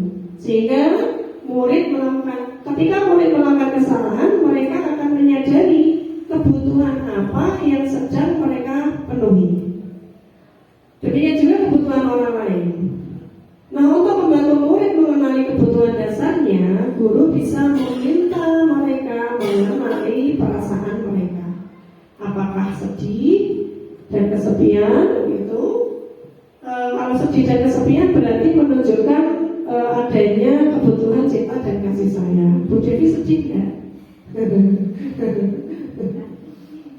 Kemudian perasaan dipaksa atau terlalu banyak beban berarti butuh kebebasan. Kemudian kalau takut akan kelelahan, kelaparan, itu berarti merasa kurang aman. Kemudian bosan berarti butuh kesenangan, gitu. Nah, restitusi diri adalah cara yang paling baik. Dalam restitusi diri, murid belajar untuk mengubah kebiasaan dari kecenderungan untuk mengomentari orang lain menjadi mengomentari diri sendiri. evaluasinya ke dalam begitu ya. Jadi menurut Dr. William Glaser menyatakan orang yang bahagia akan mengevaluasi diri sendiri. Orang yang tidak bahagia akan mengevaluasi orang lain. Ketika murid bisa melakukan restitusi diri, maka dia akan bisa mengontrol dirinya dengan lebih baik, dengan tujuan yang lebih baik pula. Nah, ada 3 tahapan evaluasi diri. Yang pertama, saya nggak suka cara saya berbicara padamu. Ke dalam ya ini ya, kepada diri sendiri ya. Yang kedua, kesalahan yang saya lakukan adalah bla bla bla. Saya sebenarnya infonya informasi yang kamu butuhkan. Saya lelah dan saya bicara terlalu cepat dan seterusnya. Kemudian yang ketiga, besok lagi saya akan, nah itu sudah mulai ada perbaikan. Ini evaluasi ke dalam, restitusi diri.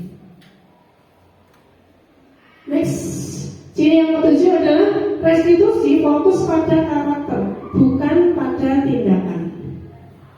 Dalam proses restitusi diri, murid akan menyadari bahwa dia sedang menjadi orang yang seperti apa.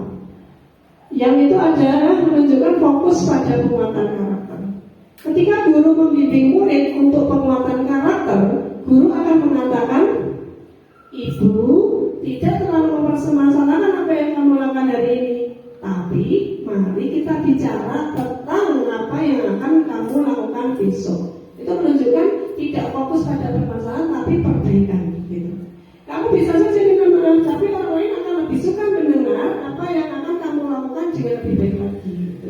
Jadi fokus pada perbaikan ke depan. Yang ke-8, restitusi itu menguatkan. Bisakah momen ketika murid melakukan kesalahan menjadi sebuah momen yang baik? Kira-kira bisa atau tidak? Bisa, tentu bisa. Asalkan ia bisa belajar dari kesalahan itu. Nah, apa maksud dari kalimat kita bisa lebih kuat? Maksudnya adalah bukan menekan perasaan kita dalam-dalam, tapi kuat di sini adalah menyadari apa yang bisa dirubah, apa yang bisa diperbaiki, begitu. Jadi makna kuat tadi begitu ya. Menyadari apa yang bisa dirubah, diperbaiki. Gitu. Next yang 9, restitusi fokus pada solusi. Dalam restitusi, guru menstabilkan identitas murid dengan mengatakan kita tidak fokus pada kesalahan, tapi tertarik atau fokus mencari siapa yang benar dan siapa yang salah, begitu. Fokusnya pada solusi, bukan pada kesalahannya.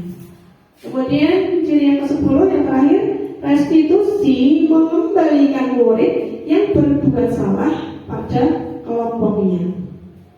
Ketika ada anak remaja yang nakal, orang tuanya menyuruh pergi dari rumah. Nah, ini pernah dulu terjadi sama kakak saya. Dahulu kala begitu ya. Nah, kalau mereka jauh dari orang tuanya, maka saking judes, saking apa namanya, saking jengkelnya orang lain, wes sekarang pergi dari rumah gak usah pulang gitu. Gimana kondisinya kan seperti itu? Ya kalau anak nakal itu pergi jauh dari orang tua, justru orang tuanya tidak bisa mengajari mereka, tidak bisa belajar nilai-nilai kebajikan. Kalau mereka tidak belajar, bagaimana nasib generasi kita ke depan? Gitu. Pondoknya, ya, solusinya tepat. Pak guru, bu gurunya yang harus luar biasa ya. Ya, kalau kita menjauhkan remaja kita, maka mereka akan putus hubungan dengan kita. Ya, putus jauh dari pendidikan orang tuanya. Ketika anak berbuat salah, maka kita tidak bisa memotivasi anak untuk menjadi baik. Kita hanya bisa menciptakan kondisi agar mereka bisa melihat ke dalam diri mereka. Kita seharusnya mengajari mereka untuk menyelesaikan masalah mereka dan berusaha mengembalikan mereka ke kelompok mereka dengan karakter yang lebih kuat tadi. Kuat tadi dalam arti apa tadi? Kuat tadi? Iya, membuat menjadi lebih baik, merubah menjadi kondisi yang lebih baik. Begitu. Ya. Itu tadi 10 ciri restitusi. Nah, bagaimana cara menerapkan restitusi? Adalah dengan satu cara yang disebut sebagai segitiga restitusi. Seperti apakah segitiga? Ya, tentu saja segitiga. Ya. Segitiga restitusi. Jadi ada 3 tahap segitiga restitusi yang kalau kita kaitkan dengan prinsip utama teori kontrol yang sudah disampaikan oleh Ustaz Yahya. Langkah yang pertama adalah menstabilkan identitas, stabilize the identity. Dasarnya adalah ketika semua akan melakukan, kita semua akan melakukan hal terbaik yang bisa kita lakukan. Langkah yang kedua adalah validasi tindakan yang salah. Dasar teorinya adalah semua perilaku itu punya alasan. Gitu. Salah atau benar itu ada alasannya. Gitu. Kemudian langkah yang ketiga adalah menanyakan keyakinan. Nah, saya singgung tadi bahwa dasar ada prasyarat untuk bisa menerapkan segitiga restitusi adalah kita harus menyusun dulu keyakinan kelas atau keyakinan sekolah secara umumnya, secara luasnya. Begitu. Nah, dasar teorinya adalah kita semua memiliki motivasi internal. Jadi harus bangkit dulu motivasi intrinsik gitu. Nah, penerapan segitiga restitusi ini gambar yang di sana. Ini adalah Rizky yang waktu itu tertidur pada saat KBM saya di hari Kamis karena dia sedang puasa. Tiduran terus itu, kepalanya ditaruh terus itu. Kemudian yang kedua ini adalah siapa ini?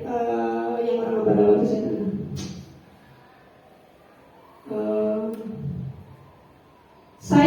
Sayang dan Zaki yang berkelahi sebenarnya awalnya bercanda. Gitu. Nanti akan saya perlihatkan contohnya.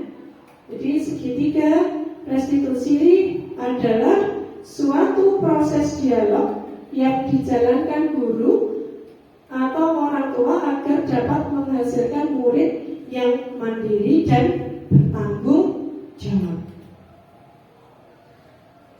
Langkahnya tadi ya, 1, 2, 3, menstabilkan identitas, validasi tindakan yang sama, kemudian menanyakan keyakinannya. Menstabilkan identitas, contoh kalimatnya seperti apa? Nah, seperti ini.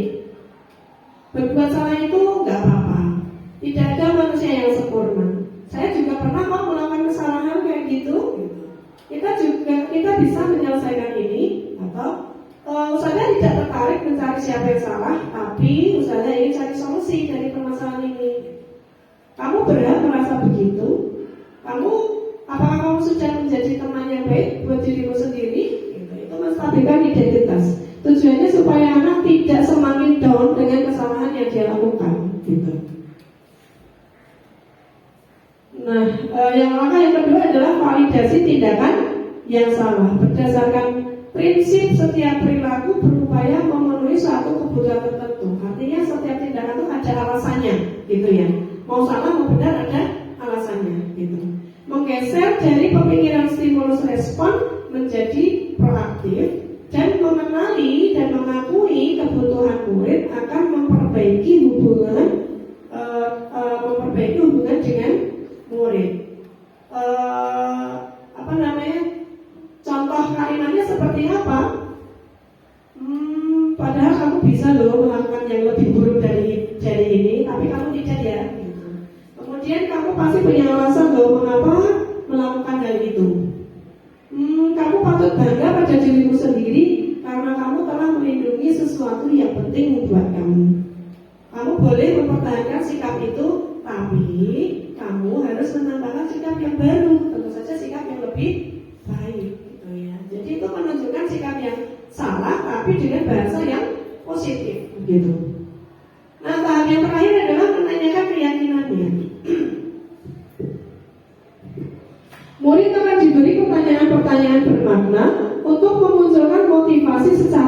konsekuensi yang harapannya mampu mengaitkan keyakinannya dengan kesalahan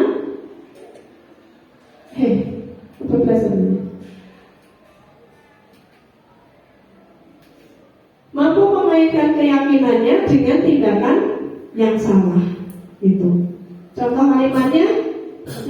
Apa yang kita percaya sebagai kelas atau sebagai keluarga, misalkan kalau kasusnya di kelas ya berarti di kelas. Nilai-nilai umum yang telah kita sepakati apa yang kita ingat lagi gitu. Kemudian apa bayangan kita tentang kelas yang ideal? Kamu mau jadi orang seperti apa gitu. Itu contoh menanyakan keyakinan. Apakah keyakinan kelas yang sudah kamu langgar gitu ya. Keyakinan apa yang kamu pahami dan seterusnya. Nah, ini contoh implementasi saya sebagai wali kelas 7A, karena saya sekarang di kelas 7A gitu. Yang baru saja saya praktekkan, bukan baru saja sih, beberapa saat yang lalu gitu. Jadi awal untuk membuat keyakinan kelas, seperti sebelum-sebelumnya saya membuatnya kesepakatan kelas. Jadi cenderung ke peraturan, jika A maka B, jika A maka B gitu. Nanti ada gambarnya nih. Ada nggak ya? Nah ini kesepakatan kelas yang saya buat. Ya, cenderung bersifat aturan dan memuat konsekuensi. Kesepakatan kelas yang saya buat ini.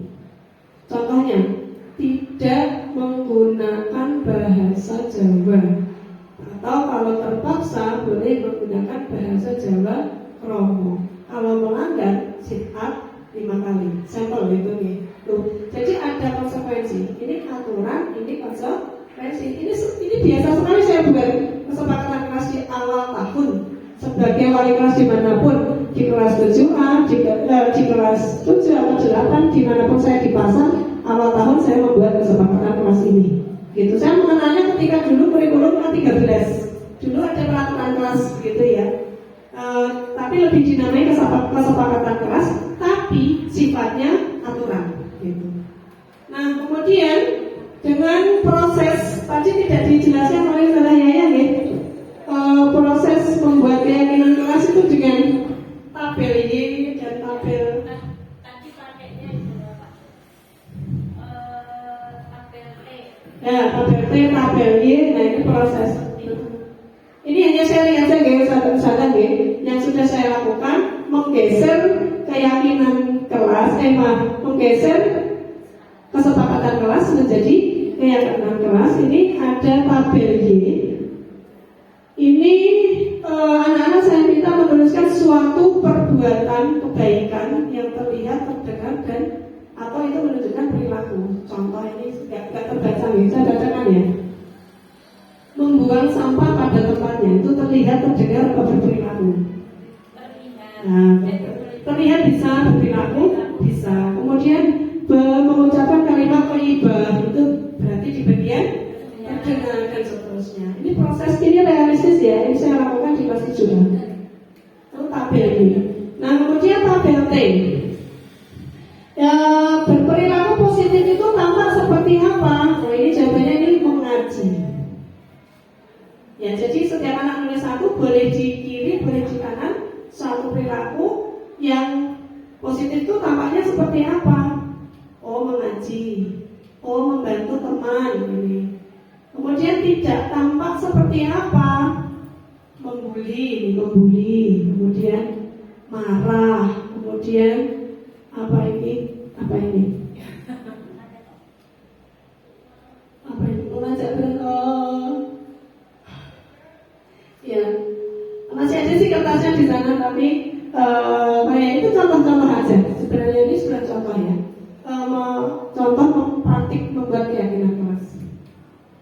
Nah berikutnya tabel yang berikutnya ini guru tugasnya, siswa tugasnya. Nah di sini ada yang mengejutkan bagi saya. Satu, ternyata ada anak yang menulis guru yang bukan yang di sini, yang ini, ya yang ini. Guru tugasnya bukan marah-marah. Itu guru tugasnya marah-marah. Kemudian saya konfirmasi, emangnya Mas Budi suka marah-marah ya? Enggak sih katanya. Tapi kan bukan tugas guru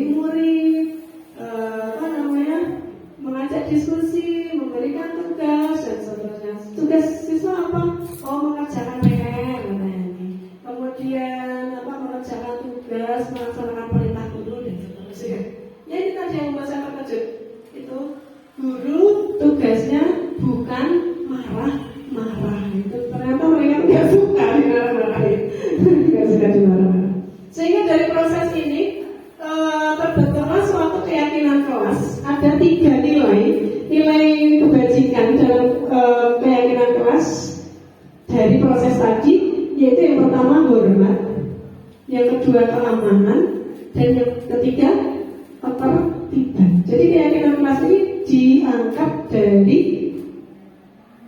peraturan yang kita sebut sebagai kesepakatan kelas tadi, gitu. Dan memang tepatnya disusun di awal semester, di awal tahun, tapi harus terus dievaluasi kalau itu perlu pembenahan, begitu, ya. Dan pada nilai hormat itu ada 4 item, yaitu menghargai orang lain, berkata baik, bersikap sopan dan santun, tidak melaksanakan pembulian, gitu. Kemudian keyakinan kelas yang nilai yang kedua yaitu keamanan, itu menjaga fasilitas kelas atau sekolah, kemudian menjaga keutuhan sudut baca kelas, karena saya di kelas sudah punya sudut baca, ya. Kemudian tidak boleh melaksanakan aksi vandalisme, nah ini ada masuk di keamanan. Kemudian menjaga barang pribadi dan pinjaman, nah tidak menggosok barang teman. Nah ini kenapa masih muncul kata tidak? Ya tidak masalah, kata tidak itu tidak sepenuhnya buruk, ya, tidak sepenuhnya buruk. Jadi di sini tetap saya pertahankan dengan menggunakan kata tidak, begitu. Kemudian yang ketiga adalah ketertiban, itu selalu hadir tepat waktu, tidak bolos, ya, tidak mudah izin dengan alasan nggak jelas, kemudian tidak tidur saat pelajaran, kemudian menggunakan bahasa Indonesia yang baik dan benar. Ini contoh saja, hanya berbagi praktik baik saya di kelas 7, begitu. Nah ini berbagi lagi yang sudah saya lakukan. Waktu itu ada permasalahan dengan tadi yang sedikit gambar tadi dengan Zaki dan dengan Saingan dan siapa Rizky, ya, dengan menggunakan segitiga restitusi. Ini saya percepat 2 kali.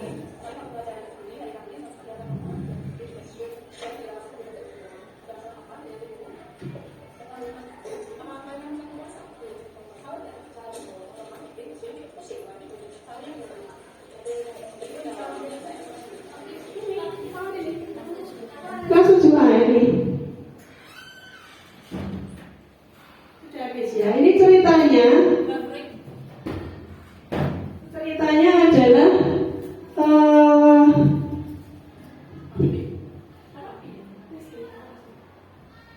ceritanya dia itu puasa hari Kamis, terus pas jam pelajaran saya cuma kalau lemes, letih, lesu. Ternyata dia itu memang belum terbiasa puasa sunnah, ya. Kemudian pas sahur dia lupa nggak minum, gitu. Jadi dia mengungkapkan ternyata dia itu kurang minum sehingga nanti sebenarnya dia sahur katanya dengan rendang, gitu. Nah kemudian dia menawarkan perbaikan kedepannya dengan akan minum lebih banyak lagi ketika malamnya, gitu. Biar nanti ketika puasa lagi di Kamis depannya sudah tidak lemah lebih lesu, gitu. Kemudian kasus yang kedua ini Sayan dan Zaki yang berantem.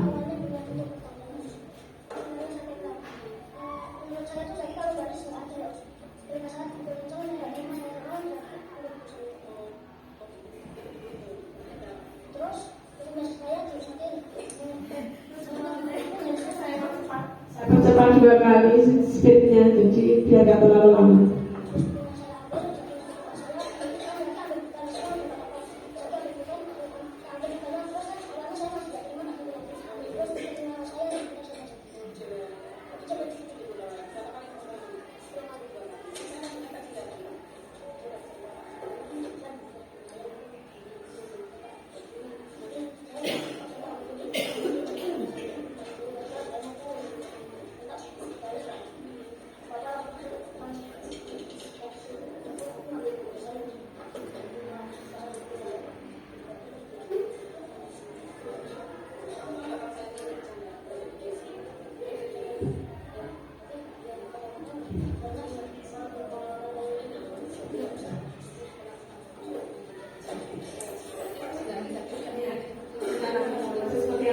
Setuju sama.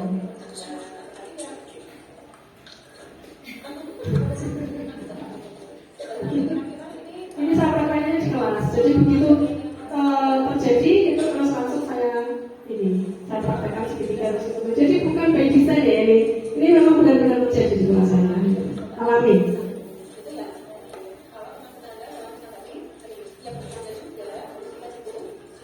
Nah, cuma di sini ya penyelesaian masalahnya masih saya yang menawarkan ini. Jadi belum jadi anak, belum total jadi anak.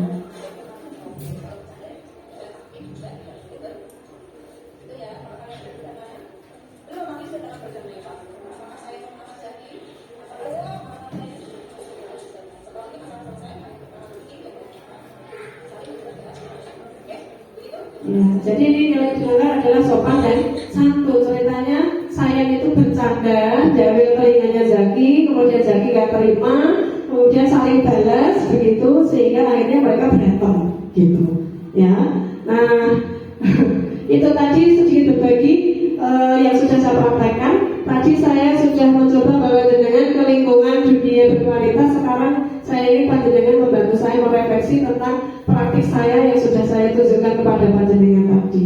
Apakah saya sudah bisa menunjukkan segitiga restitusi ataukah belum? Kalau belum bagian mananya? Begitu, monggo siapa yang membantu saya? Sudah siang ini, udah overtime-nya banget ya. Overtime enggak? Apa ini? Ya, pada dasarnya kalau saya boleh mengambil kesimpulan dalam bahasa sederhana, ketika menghadapi anak bermasalah itu tidak dengan marah-marah, tidak dengan emosional, tapi dicari tahu akar permasalahannya apa, kemudian motivasi melakukannya apa, dan kemudian tawarkan penyelesaiannya seperti apa. Harapannya penyelesaian itu datang dari pelaku sehingga melaksanakannya itu dengan motivasi internal, motivasi intrinsik, sehingga ada perbaikan ke depannya seperti itu. Kira-kira kalau saya ambil kesimpulannya seperti itu. Maka Bapak Ibu guru Ustaz-Ustazah semoga bisa memberikan sedikit sumbangsi begitu ya dalam kita menghadapi siswa-siswa kita, murid-murid kita yang banyak sekali, karena setiap anak karakternya beda-beda, dan saya kira kita semua sudah pernah mengalami lah problem-problem anak dan bermacam-macam begitu. Semoga bisa menginspirasi apa yang kami sudah praktikan begitu, dan semoga bisa menambah wawasan untuk kita semuanya begitu. Dan saya memotivasi pendengar semuanya untuk ikut CGP di angkatan 12 ya, dengan mendaftar begitu, karena ilmunya, pengalamannya itu sebanding dengan capeknya gitu. Dan saya dari 4 modul yang saya lewati itu gak ada satupun yang pernah saya pelajari sebelumnya, semuanya baru dan sudah disesuaikan dengan kodrat zaman begitu. Matur Bapak Ibu Guru, satu-satu matur suwun sangat atas kesediaannya. Semoga bisa memberikan manfaat bagi kita semuanya. Mohon maaf bila ada salah kata. Semoga yang saya sampaikan juga tidak melenceng dari apa yang saya dapatkan begitu. Kemudian barangkali ada yang mau ditanyakan dulu. Oke, terima kasih Bapak Budi yang ilmunya luar biasa sekali. Mungkin di sini saya tidak bertanya, tapi ini pendapat saya, ilmu ini ternyata luar biasa bagus sekali, dan ini harusnya semua guru pendidik itu harus punya ilmu ini.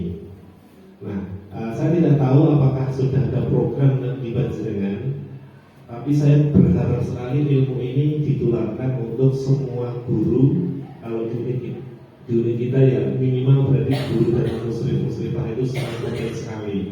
Karena apa yang kita lakukan selama ini, kita mungkin semuanya sudah melakukan ya, antara yang hukuman, kemudian juga yang terakhir apa?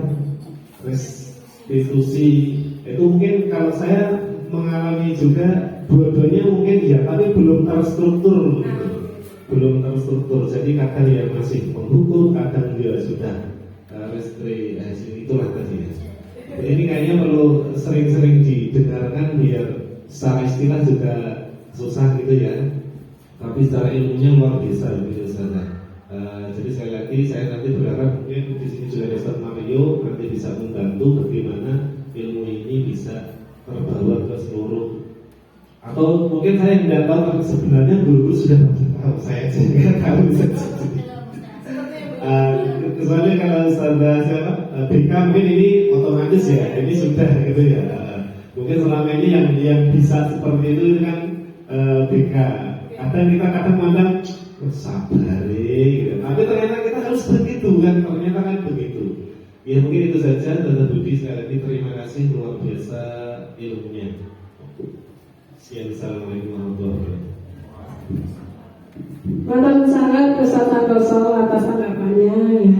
Memang betul sekali memang testis dari saya sendiri, saya itu merasakan itu ilmu yang memang benar-benar padat gitu ya, daging semua, tapi saya baru dapat ini ketika saya CGP ini gitu. Jadi betul saya benar-benar memotivasi panjenengan semua untuk ikut CGP gitu. Dan sebenarnya kalau berharap ini bisa diterapkan ya, ini adalah salah satu caranya. Ini adalah salah satu caranya berbagi praktik baik, berbagi diseminasi ya, diseminasi materi ini itu, dan harapannya ya memang semuanya bisa mengerti. Nah sebenarnya sebagian dari itu juga sebenarnya sudah kita terapkan sebenarnya, cuma kita tidak punya landasan teorinya, yaitu aja tidak terstruktur itu tadi. Jadi yang kita refleksikan setiap habis sholat zuhur itu kan sebenarnya kita menyusun keyakinan baik, keyakinan positif itu, yang itu menjadi dasar yang memotivasi anak untuk membangkit motivasi intrinsiknya itu untuk melakukan kebaikan itu, gitu. Betul sekali. Dan itu terus dievaluasi terus begitu untuk mendapatkan kondisi yang ideal. Nonton Bapak Ibu Guru, satu saja yang mau ditanya lagi. Tidak ada, terima kasih sekali ya, Profesor sangat. Sekali lagi saya mohon maaf jika ada yang salah dalam saya menyampaikan materi ini. Saya kembalikan waktunya kepada Ustazah Indah. Baik, terima kasih kami ucapkan kepada Ustazah Budi Astuti. Ketika saya melakukan penjelasan yang kemarin ada 13 orang. Itu juga sama, kenapa hanya beberapa guru yang didiskriminasi. Sebenarnya keinginan kami malah semua guru sebenarnya, tapi berhubungan dengan jam mengajar, kemudian kepadatan kegiatan sekolah, maka ini salah satu jawabannya kenapa hanya beberapa guru saja, minimal 10 guru atau satu kosong. Nah ini sudah lumayan, ini juga sudah berbeda gurunya, kemarin saya bukan ini. Jadi sudah lumayan, kalau ini 11 yang kemarin 13, berarti sudah berapa guru? 24 guru sudah terimbas. Insya Allah sudah sebagiannya, setengah lebih ya, sepertinya ya, sudah setengah lebih guru sudah terimbas. Dan insya Allah juga saya merasa bahwa memang materi CGP sangat bagus sekali. Meskipun tenaga dan pikiran memang seperti ini, saya yang biasanya tidak pernah pusing, ini saya di sini encok ini migrain berdatangan ya, begitu ya seperti ya yang kita menambahkan. Tapi monggo silakan ikut CGP, selain ilmunya juga temannya banyak sekali dan menambah keceriaan karena temannya berbeda-beda dari semua lini SD, TK, SMP, SMA, baik itu swasta maupun negeri, menambah banyak ceria gitu. Karena kalau kita banyak bersilaturahmi katanya tambah rezeki, tambah aja umur gitu ya. Amin ya rabbal alamin. Baiklah, mari kita akhiri. Masih ada pertanyaan? Oke. Mari kita akhiri pembahasan pada siang hari ini dan baca hamdalah doa atau tidak jangan. Kita tepuk tangan dulu untuk Ustazah Budi Astuti. Tadi dulu ya. Ya. Kita akhiri pembahasan pada siang hari ini dan baca hamdalah doa untuk majelis bersama-sama. Alhamdulillahirabbil alamin. Subhanakallahumma wa bihamdika asyhadu an la ilaha illa anta astaghfiruka wa atubu ilaik. Saya selaku MC mohon maaf apabila banyak perkataan yang kurang berkenan di hati. Mohon maaf. Wassalamualaikum warahmatullahi wabarakatuh.